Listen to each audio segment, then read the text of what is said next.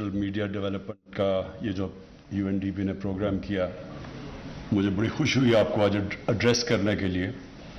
वो इसलिए कि आप फ्यूचर हैं इस मुल्क की। और पहले मैं आपको ये बता दूं कि कभी भी अपने आप को अंडर एस्टिमेट ना किया करें। ये बड़ा इंपॉर्टेंट है समझना आपके लिए। मैं अगर क्रिकेटर बना था तो मैं हमेशा ख्वाब देखता था कि दुनिया का बेस्ट क्रिकेटर बनूंगा, तो फिर मैं अपने आप को पुश करता था वहां तक। मुश्किलें आती थी, हार नहीं मानता था, फिर गिरता था, फिर खड़ा होता था। ये इंसान तब जाता है जब उसकी सोच हो, बड़ी ख्वाब हो।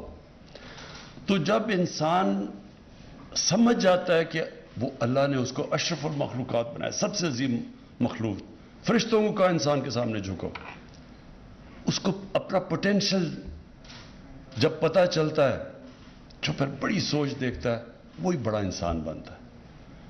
आप तालीम ज़्यादा से ज़्यादा कर लें, आप पैसे वाले घर में पैदा हो जाएं, आपको सब सहूलतें भी मिल जाएं, बड़ा इंसान नहीं बनता। बड़ा इंसान बड़ी ख्वाब देखता है और फिर उसके लिए पूरी तरह मेहनत करता है। फिर उसके लिए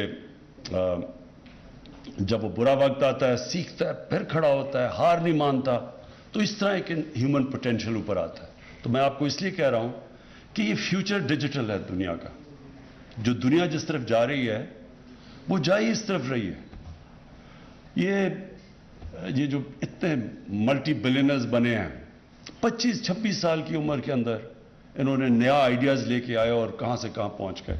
कभी दुनिया की तारीख में इस तरह लोग ऊपर नहीं आए जिस तरह अब यूथ के लिए जो आज चांस है। नया आइडिया है, वो सेल करता है। और ये जो अब नई साइंस टेक्नोलॉजी आ चुकी है, इंफॉर्मेशन टेक्नोलॉजी, ये बड़ी अपॉर्चुनिटी, कभी भी यूथ को ऐसी अपॉर्चुनिटी नहीं थी जो आज है। लेकिन इसकी रिक्वायरमेंट है, और रिक्वायरमेंट ये है कि आप एक ऐसा आजाद जहन रखें जो सारा वक्त सोच रहा हो कि मैंने एक वो जो इल्लामा इकबाल का शेर है कि सितारों के आगे जहान और भी है, कि हर गोल पहुंच के फिर उससे बड़ा गोल, फिर उससे बड़ा गोल। तो मेरे से ज्यादा टैलेंटेड खिलाड़ी होते थे, लेकिन मैं उनसे आगे इसलिए पहुंचा कि मैं अपने लिए गोल सेट करता था कि मैं ये पाकिस्तान का सबसे ऑलराउंडर बनना चाहता हूं, बेहतर। फिर जब वहां पहुंचता था, फिर दुनिया का बनना चाहता हूं, फिर मैं पाकिस्तान को ऊपर ले जा। तो हमेशा अपने गोल्स ऊपर लेके जाते रहते हैं। एम्बिशन रुकती नहीं है कभी, क्योंकि ह्यूमन पोटेंशियल जो अल्लाह ने हमें, जब फरिश्तों को कहा कि इंसान के सामने झुको, तो और जब शैतान नहीं झुका तो अल्लाह ने कहा तुम्हें नहीं पता मैंने इसे क्या कितनी सलाहियतें दी हैं। तो हमें खुद ही नहीं पता अल्लाह ने कितनी सलाहियतें दी। तो आपके लिए बड़ा जबरदस्त ये मौका है, और ये सिर्फ अपनी ज़हन में याद रखना कि आप जितना बड़ा सोचेंगे उतने बड़े आप पहुंचेंगे। लेकिन कुरान की एक आयत है कि इंसान को उतना ही मैं देता हूं जितनी वो स्ट्रगल करता है। आपको उतना ही मिलेगा जितनी आप स्ट्रगल करेंगे।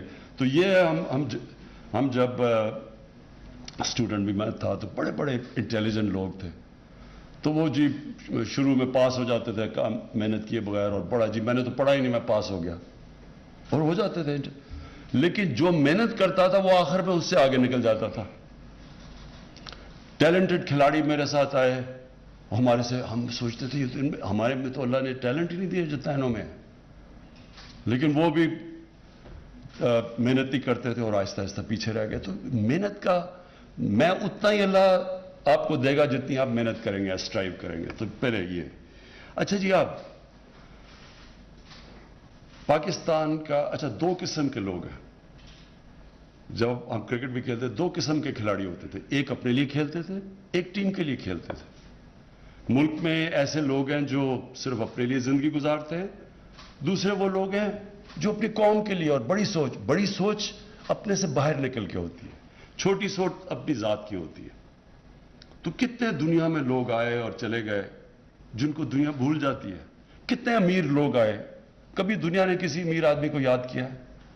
लेकिन दुनिया उनको याद करती है जो इंसानों के लिए कुछ करते हैं।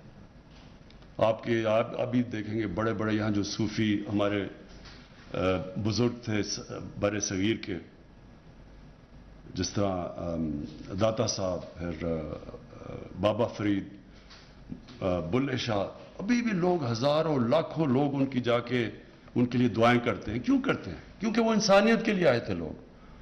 آج اللہ کے پیغمبر ہم مدینہ میں کیوں جاتے ہیں؟ وہ انسانیت کے لیے آئے تھے. تو جو انسان انسانیت کے لیے کرتا ہے وہی بڑا انسان بنتا ہے. آج منڈیلا کو لوگ یاد رکھیں گے جب تک ساؤتھ افریقہ، اور قائد اعظم کو یاد رکھیں گے کیونکہ وہ اپنی ذات کے لیے نہیں انہوں نے پالیٹکس کی تھی، اپنے سے بڑی سوچ کے لیے. تو یہ دوسری چیز یاد رکھنا. اب ہماری ویژن کیا ہے؟ جو میں آپ کو چاہتا ہوں کہ جو پروموٹ آپ نے کرنا ہے، پاکستان کی ویژن کرنی ہے. یہ بہت بڑی خواب تھی پاکستان. تو کیا ویژن ہے پاکستان کی؟ کیوں بنا تھا؟ ہم نے اگر یہ ہندوستان میں بھی جن مسلمانوں نے رہ جانا تھا انہوں نے بھی پاکستان کے لیے ووٹ کیا. یو پی اور یہ ان لوگوں نے تو ان کو تو پتا تھا کہ یہ پاکستان میں نہیں کا حصہ بنے گا، لیکن انہوں نے بھی پاکستان کے لیے ووٹ کیا. کیوں کیا؟ کیونکہ جو کانسیپٹ تھا پاکستان کا کہ ہم ایک وہ ملک بنائیں گے جو ایک مثالی اسلامی ریاست بنے گی. وہ کیا ہے ریاست؟ تو یہ بھی ہم سنتے رہتے ہیں، وہ ہے کیا؟ تو آپ کو جو میں چاہتا ہوں جو آپ پروموٹ کریں، جو ہماری ویژن ہے پاکستان کی، بڑی یونیک ویژن ہے. ہماری ویژن سب سے پہلے کہ جو اسلامی ریاست خوددار ہوتی ہے، لا الہ الا اللہ، کسی کے سامنے جھکتی نہیں ہے. کوئی کسی کے سامنے جھکنا شرک ہے ہمارے دین میں. سو خوددار قوم ہوتی ہے، اور انشاءاللہ ہم اس طرف نکلے ہوئے ہیں. پہلے ہم جس طرح ہم آپ کو پتہ ہے جس طرح ہوتے تھے بڑے پاورز کے سامنے ہم بالکل گھٹنے ٹیک کے جھکے ہوئے ہوتے تھے. انشاءاللہ یہ خودداری کا جو ہمارا مقصد تھا اس طرف ہے. دوسری چیز کہ جو اسلامی ریاست اس میں انسانیت ہوتی ہے. ابھی کسی اس نے کہا کہ میں احساس پروگرام میں آنا چاہتی ہوں. احساس کا مطلب کیا ہے؟ ایک انسانی معاشرے کی اور ایک جانوروں کے معاشرے کے اندر فرق ہے ہی ایک کہ انسانی معاشرے میں احساس ہوتا ہے، انسانیت ہوتی ہے. وہ کمزور کی فکر کرتے ہیں. جانوروں کے معاشرے میں سروائیول آف دا فٹسٹ ہے، کمزور بھوکا مر جاتا ہے. تو انسانی معاشرہ جو ہم نے بننا تھا، جو میں آپ کو بتا رہا ہوں پاکستان بنا کیوں تھا، خوددار قوم، ایک انسانیت والا معاشرہ. پہلی دفعہ آپ حیران ہوں گے کہ ڈیولپڈ ملکوں میں وہ نہیں ہوا جو اب ہم کرنے جا رہے ہیں. پختونخوا کے اندر ہر فیملی کے پاس آج ہیلتھ انشورنس آ گئی ہے. 10 لاکھ روپے کا ایک غریب گھرانہ کسی بھی ہسپتال میں اپنا علاج کروا سکتا ہے. یہ ڈیولپڈ ملکوں کے اندر یونیورسل ہیلتھ کوریج نہیں ہے. ہمارے پاس اتنے وسائل تو نہیں ہیں، لیکن ہم اس سفر پہ نکل گئے ہیں کہ ہم اپنے ملک کو ایک فلاحی ریاست بنانا چاہتے ہیں جس میں کمزور کو ہم جو ہمارے ملک میں زندگی کی ریس میں پیچھے رہ گئے ہم ان کو اوپر اٹھانا چاہتے ہیں. تو یہ جو ہیلتھ، اس کو انڈر ایسٹیمیٹ نہ کریں. یہ کہ ڈیولپ میں آپ امریکہ جیسے ملک میں چلے جائیں، وہاں اس طرح کی ہیلتھ انشورنس نہیں ہے، مفت مل رہی ہے. وہاں پریمیم دینا پڑتا ہے، ان کو پیسے خرچ کرنے پڑتے ہیں اگر انہوں نے انشورنس کرنی ہے. اور یہ ایک بہت بڑی نعمت ہے ایک ملک کے لیے. غریب گھرانے کے اندر جب بیماری ہوتی ہے تو وہ بیچارہ گھر تباہ ہو جاتا ہے، غربت کی لکیر سے نیچے مقروض ہو جاتا ہے. کئی دفعہ بیچارے علاج نہیں کرواتے، پیسہ نہیں ہوتا. تو یہ اس سفر پہ نکل گئے، یہ بڑی چیز ہے. پھر پناہ گاہ ہیں، ہم نے مزدوروں کے لیے، ہم نے رات بیچارے سڑکوں پہ سوتے تھے، ان کے لیے انشاءاللہ وہ ڈیولپ کر رہے ہیں، پورا کھانا دیتے ہیں ان کو. اور جو ہم افورڈیبل ہاؤسنگ کے اوپر جا رہے ہیں کہ عام لوگ ابھی گھر افورڈ ہی نہیں کر سکتے، تو اس کے لیے ہم لے کے آ رہے ہیں سسٹم. تو یہ پورا اب سیکنڈ چیز ہے فلائی ریاست کی طرف، جو ہمارا جو 1947 میں شروع ہونا چاہیے تھا سفر، وہ اب شروع ہو رہا ہے. اور پھر تیسری سب سے امپورٹنٹ چیز انصاف. کوئی معاشرہ جس میں رول آف لا نہیں ہوتا وہ آگے ترقی نہیں کر سکتا. یہ ذہن میں ڈال لیں. صرف غریب لوگ اس لیے ہیں کہ وہاں قانون نہیں ہے. بنانا ریپبلک کیا ہوتی ہے؟ بنانا ریپبلک ہوتی ہے جیسے رول آف لا نہیں ہوتا. تو پاکستان کا سفر اس طرف ہے، شروع ہو گیا. پہلے میرٹ لا جو انصاف کے دو ہوتی ہے. میرٹ کا انصاف جب معاشرے میں انصاف ہوتا ہے تو میرٹ ہوتی ہے. کوئی عمران خان کے رشتہ دار کزن دوست بڑے عہدوں پہ نہیں ہے, کوئی فیملی ساری صرف فیملی کے لیے بڑے بڑے عہدے, کوئی ادھر سسٹم نہیں ہے, ادھر میرٹ ہے. اور یہ آپ دیکھیں گے اس کا آہستہ آہستہ اثر ہوگا, کیونکہ میرٹ کے علاوہ بھی ایک معاشرہ آگے نہیں بڑھتا. لیکن جو سب سے امپورٹنٹ ہے رول آف لا, طاقتور کو قانون کے نیچے لے کے آنا. تو جو سارا یہاں شور مچا ہوا 3 سالوں سے, جو سب سے بڑا مسئلہ ہماری گورنمنٹ سے ہے کہ ہم طاقتور کو کہہ رہے ہیں کہ تم بھی جواب دو, آپ نے چوری کیا, آپ کیا احتساب ہوگا. سب شور مچا رہے ہیں, کوئی باہر بیٹھ کے شور, جی میں یہ ہو گیا. وہ اس لیے کہ وہ قانون کے نیچے نہیں تھے اب تک. بڑے لوگ چوری کریں وہ ان کو کوئی پوچھنے والا نہیں تھا, ان کو وی آئی پی اسکورٹس پھر ملتے تھے. بیچارے غریب لوگ بھرے ہوئے جیلوں کے اندر. اور کبھی بھی یہ معاشرہ ترقی نہیں کرتا. ذہنوں میں ڈال لیں کہ ہمارے نبی صلی اللہ علیہ وسلم نے کہا تھا کہ بڑی قومیں تمہارے سے پہلے تباہ ہوئی جدھر غریب کے لیے ایک قانون اور طاقتور کے لیے دوسرا. جو یہ این آر او ہے, این آر او کیا ہے؟ طاقتور کہہ رہے جی ہم کوئی خاص لوگ ہیں, ہمیں ہماری چوری معاف کر دو, غریبوں کو صرف جیل میں ڈالو. تو یہ سٹرگل ہے. تو یہ 3 چیزیں آپ نے اپنے ذہن میں ڈال لی ہیں. یہ ہے ہمارا آگے کا راستہ. قوم تب تک عظیم نہیں بنے گی جب تک یہ 3 چیزیں نہیں ہوں گی اس میں. خوددار کبھی بھی بھیکاری کام, جس قوم میں غیرت نہ ہو, وہ بھیک مانگ اور امداد لے کے گزارا کرتی ہے, وہ کبھی بڑی قوم نہیں بنتی. قوم بنتی ہے جو خوددار قوم ہوتی ہے, جس میں غیرت ہوتی ہے, سیلف ریسپیکٹ ہوتا ہے. انسان کو کبھی کوئی دنیا میں آج تک اپنے کسی نے عزت کروانی ہے آپ نے دنیا سے, سب سے پہلے اپنی عزت خود کرو, پھر دنیا آپ کی عزت کرتی ہے. جو اپنی عزت نہیں کرتا دنیا نہیں اس کی عزت کرتی. اور انشاءاللہ یہ جو ہماری فلاحی ریاست ہے اس کے راستے پہ چلے گئے. اب میں صرف آپ کو, کیونکہ ڈیجیٹل میڈیا کی طرف آ رہا ہوں, دیکھیں آپ نے ایک چیز دیکھنی ہے کہ جتنا آپ سچ پہ رہیں گے آپ کا اسٹیچر دنیا میں اوپر چلا جائے گا. یعنی میڈیا کے اندر جتنا آپ سچ فیکٹس پہ, سچ پہ کھڑے ہوں گے. ایک انسان آپ ازما کے دیکھ لیں معاشرے میں, ایک انسان کی ریپوٹیشن جھوٹ بولتا ہے کہ وہ سچا ہے, آٹومیٹکلی سچے کی عزت شروع ہو جاتی ہے معاشرے میں. یہ نیچرل ہے. ہمارے نبی صلی اللہ علیہ وسلم نبوت سے پہلے صادق اور امین تھے, سچے تھے اور امانت دار تھے. سارا معاشرہ ان کی عزت کرتا تھا پہلے, نبوت سے پہلے. جو آدمی جو سچا ہوتا ہے معاشرہ اس کو یاد رکھتا ہے. گاؤں میں ہوتے ہیں لوگ, ان سے جا کے بٹھاتے ہیں جی انصاف کرو کہ آپ سچا آدمی ہے, ذرا اس سے پوچھو کہ اگر یہ 2 ڈسپیوٹ ہو گئے وہ. تو ہر جگہ رسپیکٹ ہوتی ہے. تو جرنلزم میں بھی ایک جرنلزم تھوڑی دیر کے لیے فائدہ اٹھا لے گا فیک نیوز کر کے اور جھوٹی خبریں چلا کے, وہ لاسٹ نہیں کرتا. وہ اس کی ڈیوریبلٹی نہیں ہے, وہ ٹائم کے اندر وہ ڈسکریڈٹ ہو جائے گا. اور سب سے بڑی جرنلزم کے اندر جو اسٹرینگتھ ہوتی ہے آپ کی کریڈیبلٹی ہوتی ہے. اور ہماری گورنمنٹ, میں یہ چاہوں گا کہ آپ ہمیشہ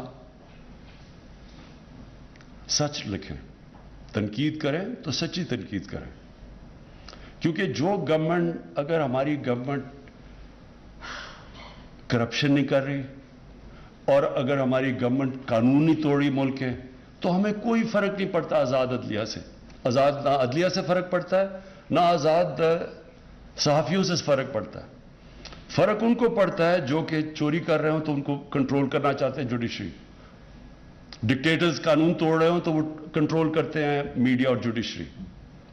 لیکن آپ کو میں, یہ وہ گورنمنٹ ہے 3 سال میں چیلنج کرتا ہوں پاکستان کی تاریخ میں کوئی گورنمنٹ نہیں آئی جس نے میڈیا کو بالکل چھوڑا ہوا کھولا. آپ ذرا دیکھیں کہ آپ صرف یہ اٹھا کے دیکھ لیں, آپ کے لیے بڑا آسان ہوگا کہ 3 سال کے اندر کتنی پرو خبریں نکلی ہیں ہماری اور کتنی اینٹی, کتنے پرو پروگرام ہوئے اور کتنے اینٹی. میں گارنٹی آپ کو کرتا ہوں کہ 70% ہمارے اگینسٹ پروگرام گئے. میں گارنٹی کرتا ہوں کہ جو نیوز آئٹمز جن کی اینگلنگ ہے میجر اخباروں میں دیکھو 70% ہمارے خلاف ہے.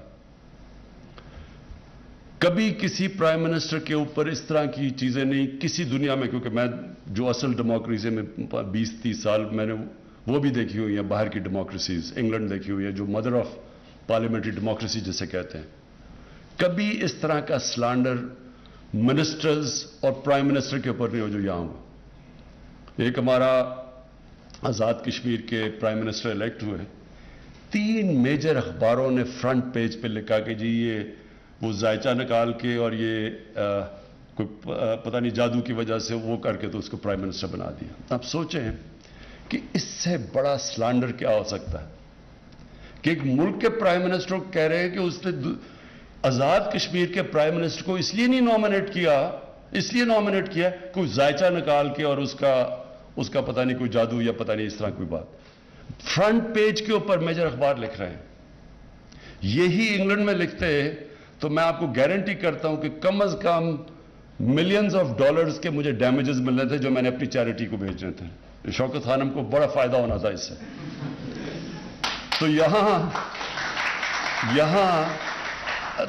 یہاں جس طرح کا ہم نے میڈیا کو آزاد چھوڑا ہوا ہے, میں پاکستان کی تعریف میں, کیونکہ میں تقریباً پاکستان کے ساتھ ہی بڑا ہوں, کبھی اس طرح کی میڈیا فریڈم نہیں تھی کیونکہ ہمیں فکر نہیں ہے. لیکن ہمیں مسئلہ فیک نیوز سے ہے, ہمیں مسئلہ پروپیگنڈا سے ہے. اب یہ پروپیگنڈا سوچیں باہر کے لوگ پڑھ رہے ہوں تو وہ کیا سمجھیں گے پاکستان کا کہ ملک کے پرائم منسٹر نے جی ذائچہ نکال کے اور وہ اس کو کیا, اور اس کے اوپر وہ 30 سال سے گراس روٹ پولیٹیشین ہے آزاد کشمیر کا, اس کے لیے کتنی بڑی توہین ہے کہ جی وہ ذائچہ نکال کے وہ الیکٹ ہو گیا. سو یہ بڑی ایک ملک کے لیے ڈیگریڈنگ چیز ہے. لیکن تو میں کہنے کا آپ کو کہ آپ نے کیا کرنا ہے, جو کہ سچ کو پروموٹ کرنا ہے, ویژن کو ملک کی پروموٹ کرنا ہے. کوئی ہم نہیں چاہتے, یہ جو فواد چودھری نے بالکل ٹھیک بات کہی, پہلے یہ سارا سٹیٹ میڈیا اس کو پروپیگنڈا کے لیے استعمال کیا جاتا تھا. لوگوں کے اربوں یہاں سے چوری کر کے پیسہ باہر لے گئے تو ان کا سارا مقصد یہ ہوتا تھا, رشوت دیتے تھے میڈیا کو کسی طرح ان کی چوری چھپ جائے, اور پھر رشوت دیتے تھے عدلیہ کے اندر بھی لوگوں کو تاکہ ان کے کیسز نہ سنے جائیں, اور پھر کنٹرول کرتے تھے ان کو کیونکہ ان کو چھپانے کے لیے بہت کچھ تھا. تو آپ سے ہمارے ملک کی آپ نے ویژن پروموٹ کرنی ہے اور بتانا ہے کہ اصل میں یہ ملک کا مقصد کیا تھا بنانے کا اور ہم کدھر جا رہے ہیں. اور یہ اپنے ذہن میں ڈال لیں کہ آپ کی کریڈیبلٹی ڈپینڈ کرتی ہے جتنا آپ محنت کر کے ریسرچ کر کے اپنی جو میڈیا کے اندر اپنی ویوز دیں گے, اتنا ہی آپ کی کریڈیبلٹی اوپر جائے گی, اتنی آپ کی ویلیو اوپر جائے گی. اور فائنلی جو میں نے آپ کو بات کہنی تھی کہ یہ بڑی پھر سے اپرچونٹی ہے کہ آپ کے لیے انوویشن, سوچیں, نئے آئیڈیاز لے کے آئیں.